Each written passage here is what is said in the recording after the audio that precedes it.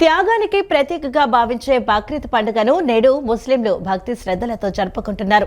వేసవి ఉష్ణోగ్రతలు అధికంగా ఉన్న నేపథ్యంలో నగరంలోని అనేక మసీదులు, ఈద్గాలలో ఉదయం 6 గంటల నుంచే పండుగ నమాజ్ ఏర్పాట్లు చేశారు. చిన్నపిల్లల దగ్గర నుంచి పెద్దల వరకు ఎంతో ఉత్సాహంగా పండుగ నమాజ్ను చదివి ఒకరికొకరు ఆలింగనం చేసుకుంటూ పండుగ శుభాకాంక్షలు చెప్పుకుంటున్నారు. బక్రీద్ పండుగకు ఈదుల్ అజ్హా అనే పేరు కూడా ఉంది. ఇస్లాం క్యాలెండర్లో చివరి నెల అయిన జిల్ అజ్హా 10వ రోజు ఈదుల్ అజ్హాను జరుపుకుంటారు. అదే సమయంలో ముస్లింలు హజ్ యాత్ర కూడా చేస్తారు. నగరంలో ముస్లింలు భక్తి శ్రద్ధలతో బక్రీద్ పండుగను జరుపుకుంటున్నారు.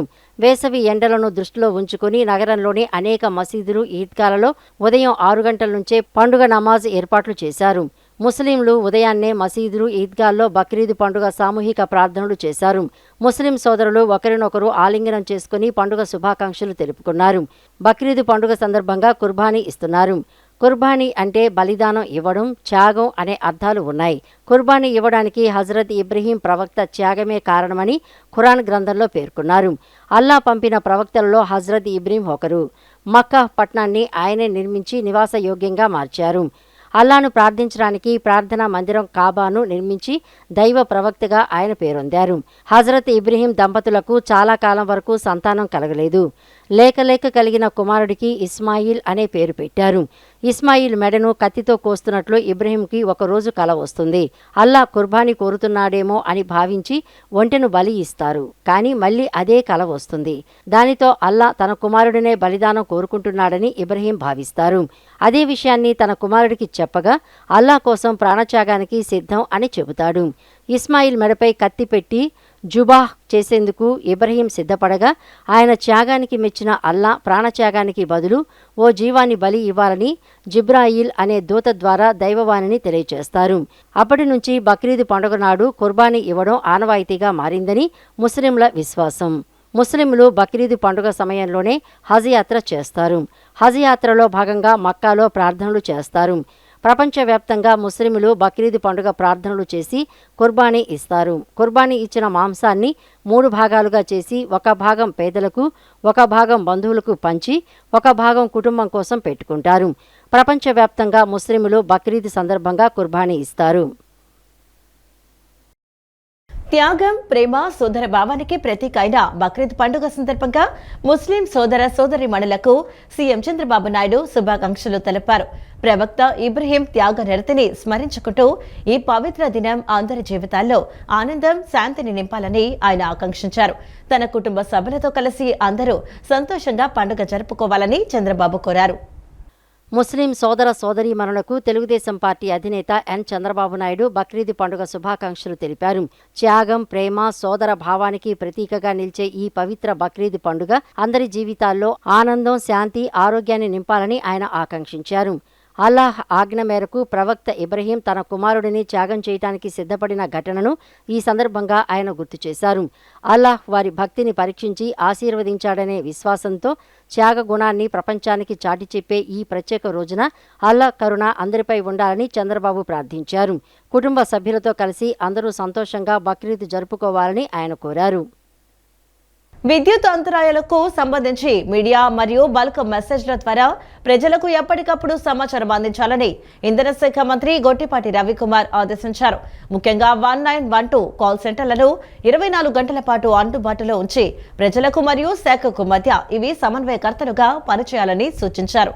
క్షేత్రస్థాయిలో సమస్యల పరిష్కారం కోసం అదనపు సిపిటి గ్యాంగ్లను ఏర్పాటు చేయాలని, నిర్మాణంలో ఉన్న సబ్ స్టేషన్లను యుద్ధ ప్రాతిపదికన పూర్తి చేయాలని మంత్రి ఆదేశించారు.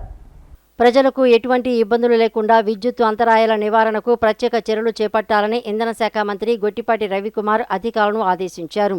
రాష్ట్ర వ్యాప్తంగా అధిక వేడి, అకాల గాలి వానలతో ఫీడర్లు తెగిపోయి విద్యుత్ అంతరాయాలు ఏర్పడుతున్న పరిస్థితిపై విద్యుత్ శాఖ మంత్రి గొట్టిపాటి రవికుమార్ బుధవారం ఉన్నతాధికారులతో వీడియో కాన్ఫరెన్స్ నిర్వహించారు.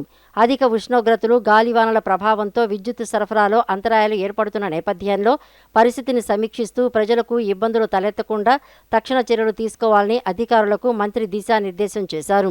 రాష్ట్రంలోని పలు ప్రాంతాల్లో అధిక వేడి, ఈదురుగాలులు, భారీ వర్షాల కారణంగా ట్రాన్స్మిషన్ లైన్లు, ట్రాన్స్ఫార్మర్లు తీవ్రంగా ప్రభావితమవుతున్నాయని అధికారులు మంత్రికి వివరించారు.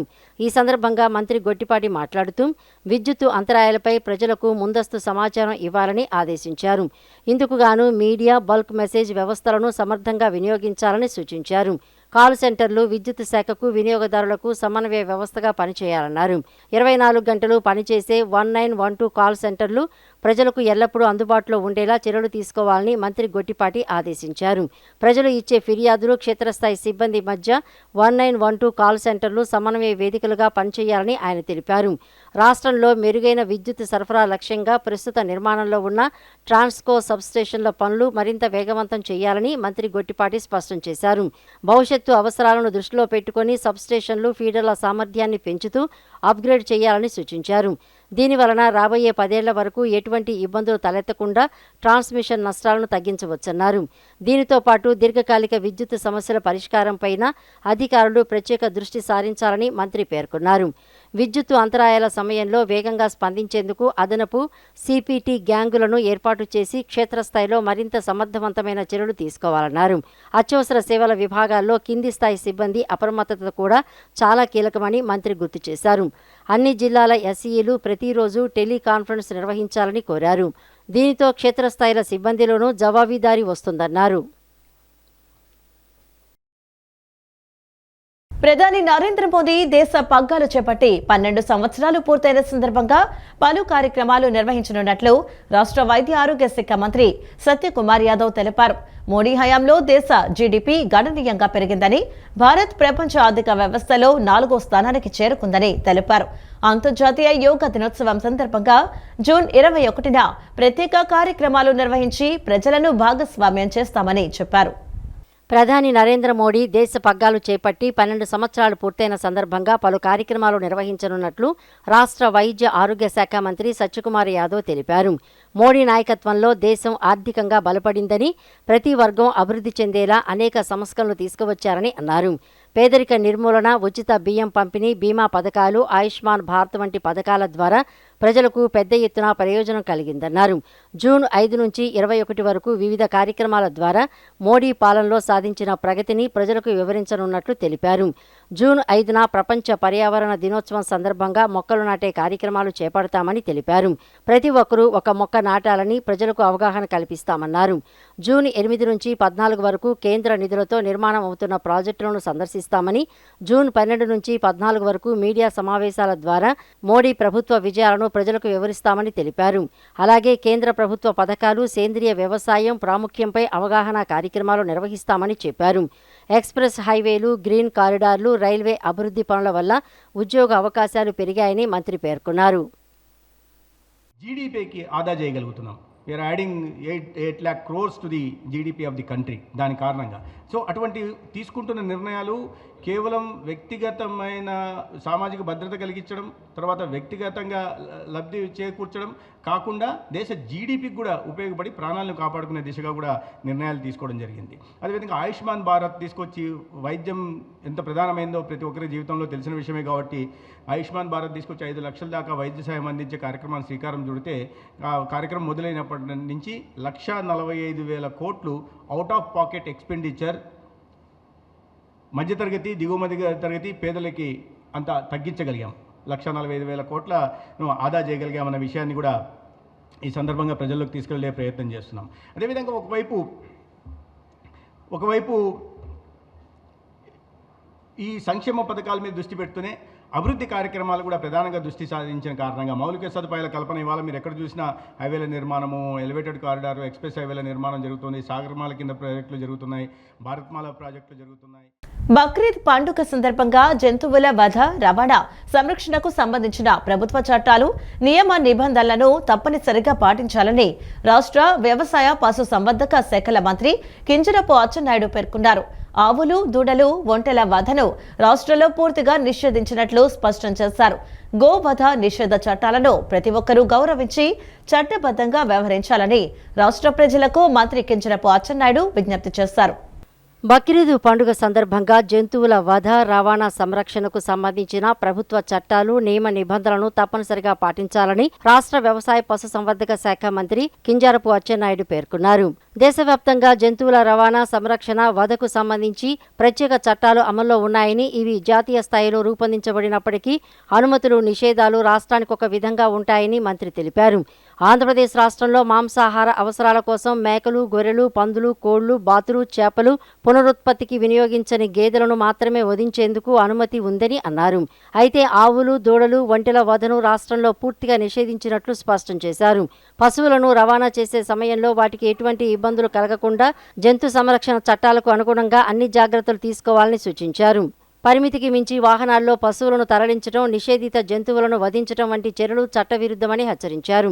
ఎవరైనా ఆవులు, దూడలు, ఒంటెలను వధించినా లేదా నిబంధనలకు విరుద్ధంగా రవాణా చేసినా జంతు హింస నివారణ చట్టం, ఆంధ్రప్రదేశ్ గోవధ నిషేధం, పశు సంరక్షణ చట్టం ప్రకారం కఠిన క్రిమినల్ చర్యలు తీసుకుంటామని మంత్రి అచ్చెన్నాయుడు హెచ్చరించారు. బక్రీద్ సందర్భంగా క్షేత్రస్థాయిలో పశు వైద్య సిబ్బంది అప్రమత్తంగా ఉండాలని, రెవెన్యూ, పోలీస్, మున్సిపల్, పంచాయతీరాజ్ శాఖలతో సమన్వయం చేసుకుని అనధికార పశువుల వధను అరికట్టాలని ఇప్పటికే అధికారులకు ఆదేశాలు జారీ చేసినట్లు తెలియజేశారు. ఈ చట్టాలు, నిబంధనలకు సంబంధించిన పూర్తి వివరాల కోసం సమీప పోలీసు అధికారులను సంప్రదించాలని ప్రజలకు సూచించారు.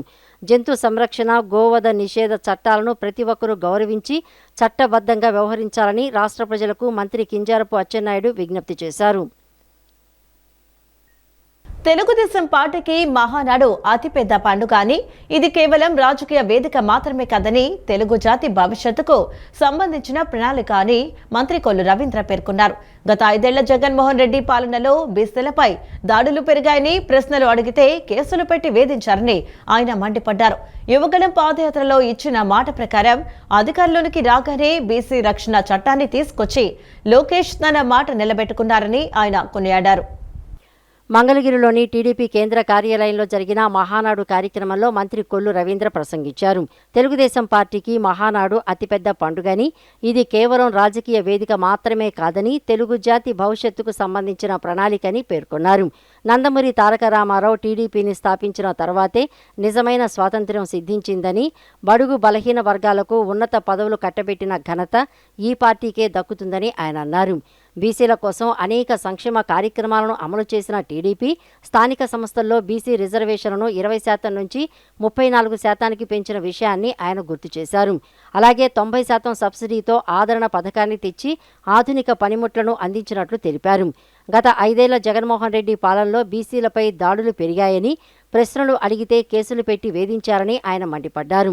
తోట చంద్రయ్యను నడి రోడ్డుపై పీకకోసి చంపడం, అమర్నాథ్ గౌడ్పై పెట్రోల్ పోసి నిప్పండించడం వంటి ఘటనలు గత పాలనలో దారుణ పరిస్థితులకు నిదర్శనమని ఆవేదన వ్యక్తం చేశారు. యువగలం పాదయాత్రలో ఇచ్చిన మాట ప్రకారం అధికారంలోకి రాగానే బీసీ రక్షణ చట్టాన్ని తీసుకువచ్చి లోకేష్ తన మాట నిలబెట్టుకున్నారని ఆయన కొనియాడారు. మన యువ నాయకుడు నారా లోకేష్ గారు వెళ్ళిన ప్రతి ప్రాంతంలో కూడా బీసీ వర్గాలను దగ్గరికి పిలిపించుకొని నేనున్నానని చెప్పి ఒక భుజం తట్టి బీసీ గళంగా నిలబెట్టినటువంటి విషయం. అదే కాకుండా రేపు మన ప్రభుత్వం వచ్చిన వెంటనే బీసీ రక్షణ చట్టాన్ని ఏర్పాటు చేస్తామని చెప్పి ఆ రోజు ఒక ధైర్యాన్ని కల్పించి ఈరోజు ఆ బీసీ రక్షణ చట్టాన్ని మనం ఈరోజు ముందుకు తీసుకురాగలుగుతా ఉన్నాం. అలాగే ఇవాళ అధిక ప్రాధాన్యతనిస్తూ ఉన్నాం. ఈరోజు నామినేటెడ్ పోస్టుల్లో 34% రిజర్వేషన్ మనం అమలు చేస్తూ ఉన్నాం. అలాగే ఎఫ్ఆర్ కార్పొరేషన్ని ఇవాళ కమిటీలు ఏర్పాటు చేసుకున్నాం. చేనేత, మత్స్యకార, అదేవిధంగా గౌడ సోదరులకి, గీత కుల కార్మికులకి 50 సంవత్సరాలకి పెన్షన్లు ఇస్తూ ఉన్నాం. ఆదరణ స్కీమ్కి 1000 కోట్ల రూపాయలు ఇవాళ కేటాయించుకుని ఇవాళ కార్యాచరణ చేసుకోబోతా ఉన్నాం. విదేశీ విద్య మళ్ళీ పునరుద్ధరించుకున్నాం. బీసీ స్టడీ సర్కిల్స్ కానీ, ఐఏఎస్, ఐపీఎస్ కోచింగ్ సెంటర్లు కానీ 34% రిజర్వేషన్లు మళ్ళీ స్థానిక సంస్థలో కల్పించడానికి కానీ ఇవాళ మళ్ళీ ముందుకు వెళ్ళబోతా ఉన్నాం. విజయవాడ నగరపాలక సంస్థ కమిషనర్ మరియు chief census officer Dhyanachandra census 2027 కార్యక్రమంలో సెల్ఫ్ ఎన్యూమరేషన్ వివరాల నమోదు ప్రక్రియను పూర్తి చేశారు.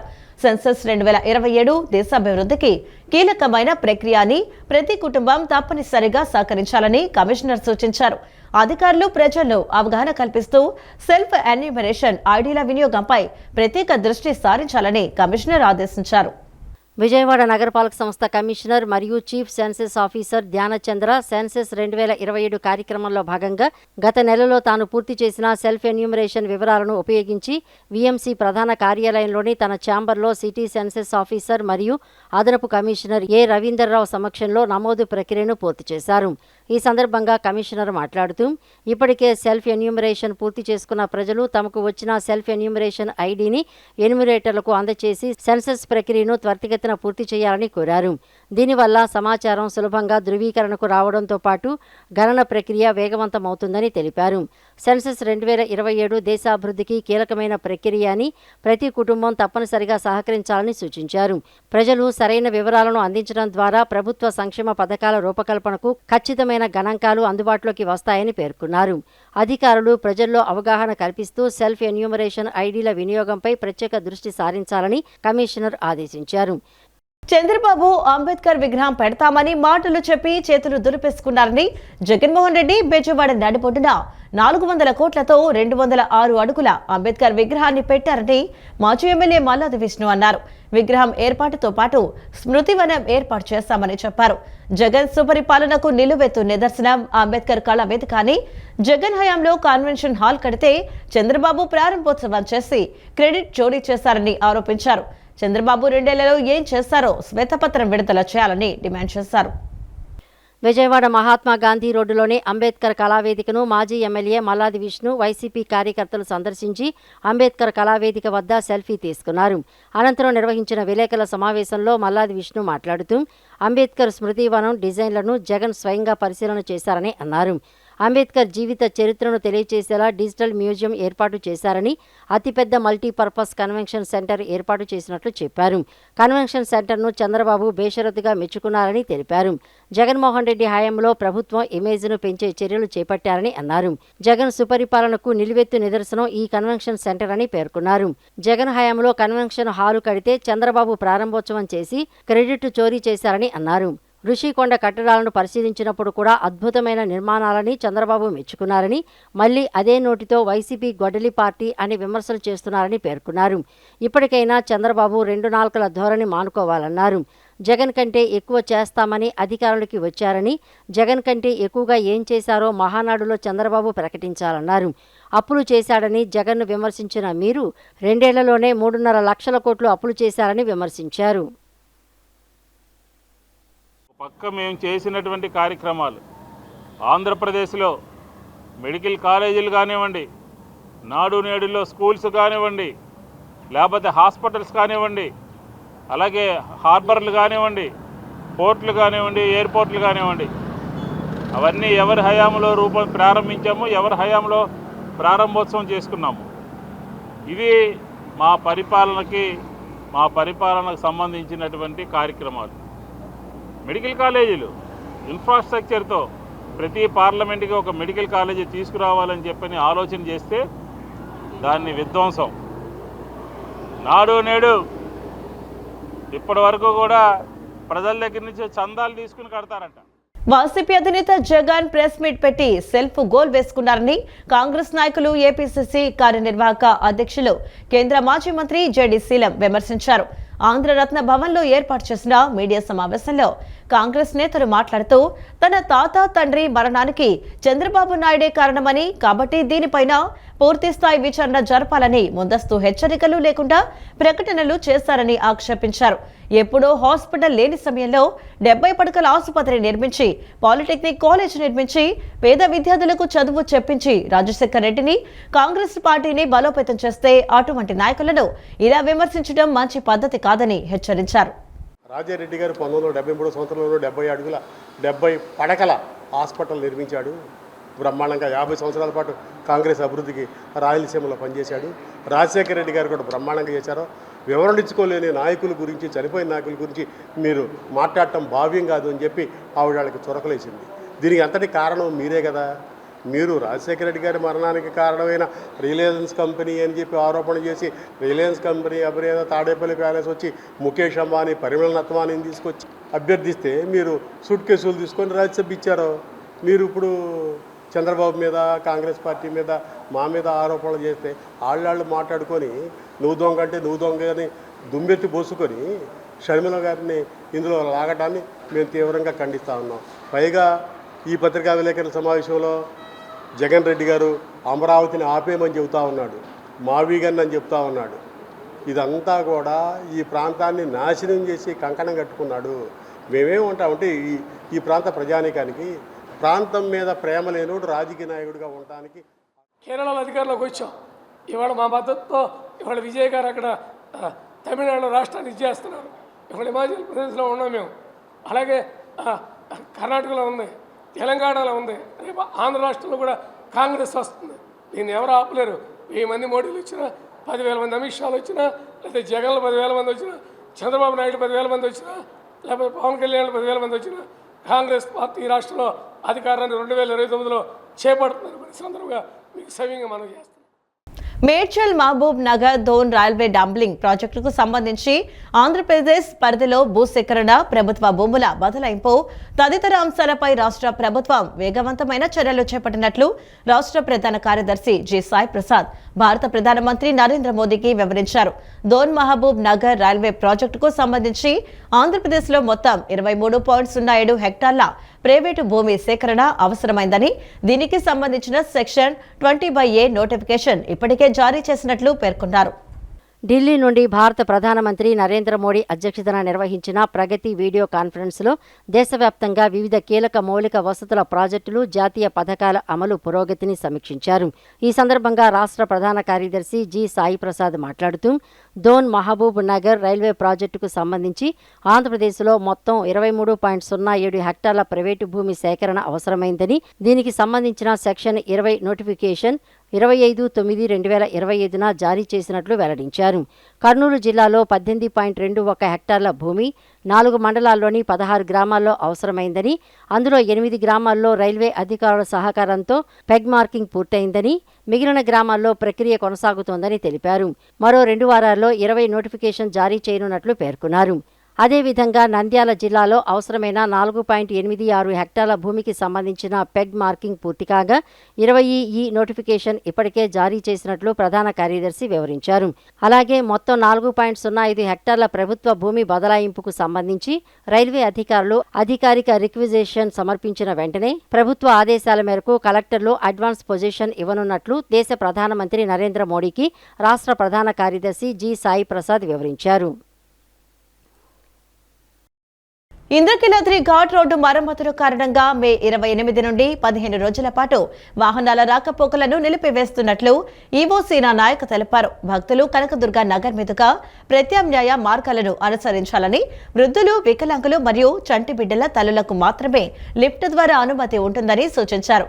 భక్తుల సౌకర్యార్థం పార్కింగ్ సదుపాయాలు మరియు ప్రత్యేక బస్సులను ఏర్పాటు చేసినట్లు అధికారులు పేర్కొన్నారు. ఇంద్రకీలాద్రి శ్రీ దుర్గా మల్లేశ్వర స్వామి వారి దేవస్థానంలో ఘాట్ రోడ్ మరమ్మతు పనులు మే 28 నుండి ప్రారంభం కానున్న నేపథ్యంలో భక్తుల భద్రత దృష్ట్యా ఘాట్ రోడ్డు వైపు వాహనాల రాకపోకలను పూర్తిగా నిలిపివేస్తున్నట్లు ఆలయ కార్యనిర్వహణాధికారి సీనా నాయక్ తెలిపారు. ఈ పనులు సుమారు 15 రోజుల పాటు ఆంధ్రప్రదేశ్ ప్రభుత్వం R&B శాఖ ఆధ్వర్యంలో జరుగుతాయని, ఈ సమయంలో భక్తులు ప్రత్యామ్నాయంగా కనకదుర్గ నగర్ వైపు నుండి రాకపోకలు సాగించాలని పేర్కొన్నారు. ఈ మేరకు నిర్వహించిన ఉన్నత స్థాయి సమీక్షా సమావేశంలో deputy EO Kishore Kumar, executive engineer Ramadevi తదితర అధికారులు పాల్గొన్నారు. ఘాట్ రోడ్లో ఉన్న ప్రోటోకాల్ ఆఫీసును తక్షణమే కొండ దిగున ఉన్న కనకదుర్గ నగర్కు మార్చాలని, అక్కడ భక్తుల రవాణా కోసం బ్యాటరీ వాహనాలను అందుబాటులో ఉంచాలని ఈవో ఆదేశించారు. అలాగే కొత్త ప్రోటోకాల్ ఆఫీసు నుండి మహామండపం వరకు అదనపు సెక్యూరిటీ సిబ్బందిని ఏర్పాటు చేయడంతో పాటు మున్సిపల్ ఆఫీసు ఎదురుగా పార్కింగ్ సదుపాయం, సీతమ్మవారి పాదాలు, కుమ్మరిపాలెం సెంటర్ మరియు పొన్నమి ఘాట్ నుండి ప్రత్యేక దేవస్థానం బస్సులను నడపాలని నిర్ణయించారు. మైకుల ద్వారా భక్తులకు నిరంతరం సమాచారం అందించాలని ఇంజనీరింగ్ విభాగాన్ని ఆదేశించిన ఈవో వృద్ధులు, వికలాంగులు మరియు చంటి బిడ్డల తల్లులకు మాత్రమే లిఫ్ట్ మార్గంలో ప్రవేశం ఉంటుందని, మిగిలిన భక్తులు మహామండపం మెట్ల మార్గంలో వెళ్లాలని సూచించారు. భక్తులందరూ సహకరించి ప్రత్యామ్నాయ మార్గాల ద్వారా స్వామి, అమ్మవార్ల దర్శనం చేసుకోవాలని ఆయన కోరారు. కృష్ణా జిల్లా కంకిపాడు మండలంలో వివాహేతర సంబంధం నేపథ్యంలో జరిగిన ఓ యువతి హత్య కేసును పోలీసులు ఛేదించారు. నిందితుడు వినోద్ కుమార్ ను అరెస్టు చేసి రిమాండ్కు తరలించారు. కాయకలూరుకు చెందిన మేరీ అనే యువతి తన భర్తను వదిలేసి 3 నెలల క్రితం వినోద్ కుమార్ తో కలిసి కంకిపాడు మండలం తెన్నెర్లోని ఇటుకబాటిల వద్ద వలస వచ్చింది. అయితే ఆమె గతంలో పరిచయం ఉన్న హరి అనే వ్యక్తితో ఫోన్లో మాట్లాడుతుండటాన్ని గమనించిన వినోద్ కుమార్ పలుమార్లు హెచ్చరించాడు. ఈ క్రమంలో బుధవారం వారిద్దరి మధ్య ఘర్షణ జరగడంతో ఆవేశానికి లోనైన వినోద్ ఆమె ధరించిన ట్రాక్ సూట్ ప్యాంట్తో మెడకు బిగించి దారుణంగా హత్య చేశాడు. మన ట్రాక్ షూట్ అంటే స్పోర్ట్స్ డ్రెస్లో ఉన్న లోయర్ ప్యాంటుతో ఆ అమ్మాయి మెడ చుట్టూ దాన్ని బిగించి వేసి ప్రాణం పోయే వరకు చూసి ఆ అమ్మాయిని చంపేయటం జరిగింది. దీంట్లో ఆ భర్త ఇచ్చిన రిపోర్ట్ ఆధారంగా ఎస్పీ గారి శ్రీ విద్యాసాగర్ నాయుడు ఐపీఎస్ గారి యొక్క ఉత్తర్వుల ప్రకారం ఇన్ఛార్జి డిఎస్పీ శ్రీ శ్రీనివాస్ గారి యొక్క పర్యవేక్షణలో టీములు ఏర్పాటు చేయడం జరిగింది. SI Sandeep and SI Suresh వీళ్ళు బృందాలుగా వెళ్ళి ఇతని ఆచూకీ కోసం వెతికి నిన్న అదుపులోకి తీసుకోవటం జరిగింది. అతని యొక్క పేరు తోకల వినోద్ కుమార్.